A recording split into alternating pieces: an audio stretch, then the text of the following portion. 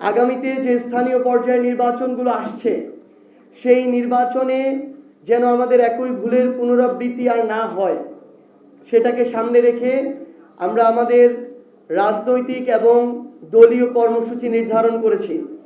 ইতিমধ্যেই বাংলাদেশের অন্য যে কোনো রাজনৈতিক দল ঘোষণা করার আগেই জাতীয় নাগরিক পার্টি এনসিপি তাদের জায়গা থেকে স্থানীয় নির্বাচন পরিচালনা কমিটি ঘোষণা করেছে এবং কার্যক্রম শুরু করেছে। আমাদের এই স্থানীয় সরকার নির্বাচন পরিচালনা যে কমিটি, সেই কমিটি খুব দ্রুতই বাংলাদেশের প্রত্যেকটি সাংগঠনিক অঞ্চলে গিয়ে আমরা আমাদের জায়গা থেকে প্রাথমিকভাবে প্রার্থী যাচাই বাছাই শুরু করব এবং সাক্ষাৎকারের মধ্য দিয়ে আমরা আগামী কয়েক সপ্তাহের মধ্যেই বাংলাদেশের আমাদের প্রত্যেকটি সিটি কর্পোরেশন, উপজেলা এবং পৌরসভায় আমরা আমাদের প্রাথমিক প্রার্থী ঘোষণা করতে চাই।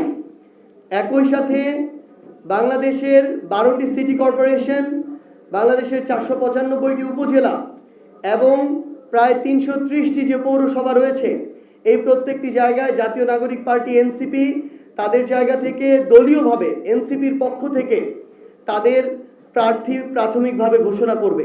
স্থানীয় নির্বাচনের প্রস্তুতির পাশাপাশি বাংলাদেশের প্রত্যেকটি ওয়ার্ড পর্যন্ত আমাদের সাংগঠনিক ভিত্তিকে শক্তিশালী করার জন্য আমরা একই সাথে সাংগঠনিক কার্যক্রমগুলো চালিয়ে যাব।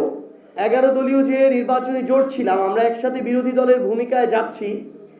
সেই জায়গা থেকে আমরা একই সাথে আবার জোট আকারে আমরা আমাদের স্থানীয় নির্বাচন করতে যাচ্ছি কিনা। এখন পর্যন্ত আপনারা জেনে থাকবেন যে জামায়াতও তাদের জায়গা থেকে বলেছে তারা তাদের জায়গা থেকে স্থানীয় নির্বাচনের প্রস্তুতি এককভাবে নেওয়া শুরু করেছে।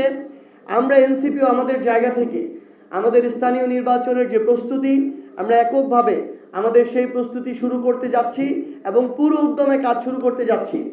শেষ সময় গিয়ে জনগণের স্বার্থে, দেশের স্বার্থে যদি এটা মনে হয় যে 11 দলীয় যে জোট, নির্বাচনী জোট, তারা তাদের জায়গা থেকে একসাথে স্থানীয় নির্বাচন করতে পারে, তখন সেই সিদ্ধান্ত নেওয়া হবে।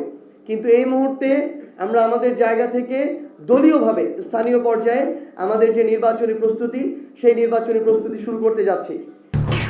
এলো খবরের কাগজ, নিখাত, নির্ভীক, নিরপেক্ষ।